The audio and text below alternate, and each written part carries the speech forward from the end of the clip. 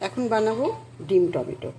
তার জন্য নিয়েছি এখানে দুটো বড় পেঁয়াজ বাটা, ভালো করে পেস্ট করে নিয়েছি। এখানে আদা আর রসুন একসঙ্গে প্রায় 2 চামচের মতন পেস্ট করে রেখেছি। আর নিয়েছি দুটো বড় বড় টমেটো, ওটাকেও পেস্ট করে রেখে দিয়েছি। এদিকে গ্যাসটা ধরিয়ে নিয়ে কড়াটা বসিয়ে দিলাম। গরম হওয়ার পরে তেল দিয়ে দিচ্ছি এর মধ্যে। এই রান্নাতে একটু তেলটা বেশি লাগবে।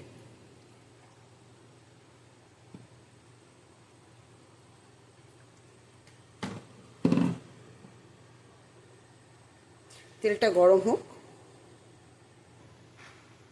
এবার আমি তেলটা গরম হওয়ার পর এর মধ্যে গোটা জিরে আর গোটা গরম মশলা ফোড়নে দিয়ে দিলাম। গ্যাসটা সিম করে আমি পেঁয়াজ বাটাটা দিয়ে দিলাম।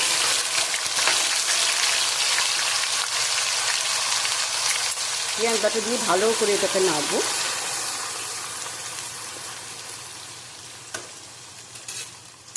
আর দিয়ে দিলাম টমেটো, তোমার আদা রসুনের পেস্ট 2 চামচ মতন বেটে রেখেছিলাম, দিয়ে দিলাম ওটা। দিয়ে এটাকে ভালো করে এবারে কষবো, যাতে পেঁয়াজ আদা রসুনের কাঁচা গন্ধটা চলে যায়।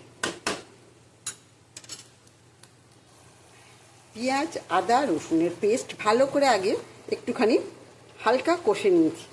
তারপর আমি দিয়ে দেবো টমেটো বাটাটা বা টমেটো পিউরি দিয়ে, কারণ কাঁচা টমেটোর গন্ধ সেটাও যেতে হবে।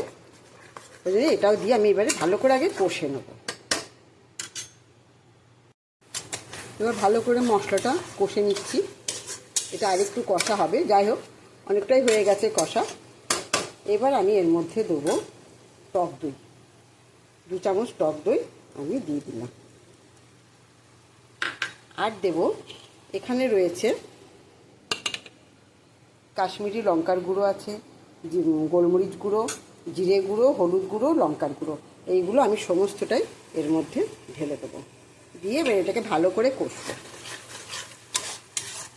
আর পেঁয়াজের সঙ্গে কিন্তু আমি অলরেডি 4টে কাঁচা লঙ্কা বেটে দিয়েছিলাম, সেটা হয়তো তোমাদের বলা হয়নি, সেটা বলে দিলাম।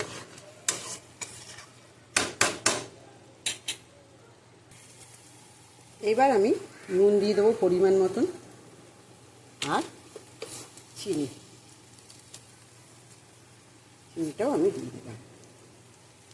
দিয়ে এবার এটাকে ভালো করে মেশাবো। এটাকে আমি আবার ভালো করে কষবো। পুরো তেলটা কিন্তু ভেসে গেছে, দেখেছো তেলটা পুরো ওপরে উঠে আছে। আর একটুখানি হালকা কষে নেবো।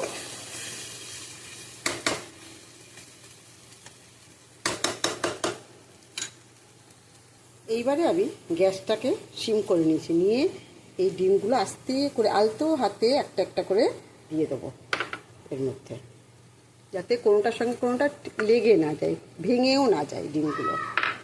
দিয়ে আমি পরে আবার দেখাচ্ছি কি করছি। আমি ঢাকাটা দিয়ে দিই, আস্তে করে সিম করে এটা ভাপে হতে থাকবে।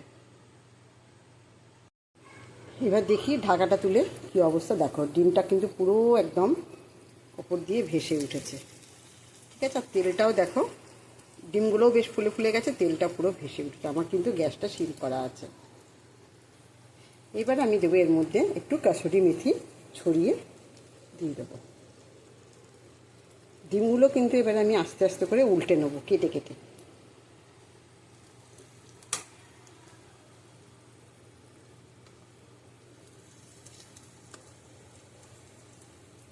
এরকমভাবে আমি প্রত্যেকটা ডিমকে উল্টে নিয়ে তারপর তোমাদের কাছে দেখাচ্ছি। আমি ওপর দিয়ে একটু গরম মশলা গুঁড়ো ছড়িয়ে দিলাম। ব্যাস, আমার রান্না কিন্তু কমপ্লিট। নামাবার আগে আমি দুটো কাঁচা লঙ্কা ফাটিয়ে দিয়ে দিলাম। এবার আমি নামিয়ে নেবো এটাকে। আমার রান্না রেডি। তোমাদের কেমন লাগলো টমেটো ডিমের রেসিপিটা কমেন্টে অবশ্যই জানিও। যে যেখান থেকেই দেখো না কেন, ফেসবুক বলো, ইনস্টাগ্রাম বলো বা ইউটিউব বলো, আমার সব চ্যানেলেই এই রান্নাটা যাবে। তোমরা যে যেখান থেকেই দেখো কমেন্টে অবশ্যই জানাতে ভুলবে না রান্নাটা কেমন লাগলো। সবাই ভালো থেকো, সুস্থ থেকো, সাবধানে থেকো। Tata bye bye. কালকে আবার একটা অন্য রেসিপি নিয়ে আসবো। আজকের মতন টাটা।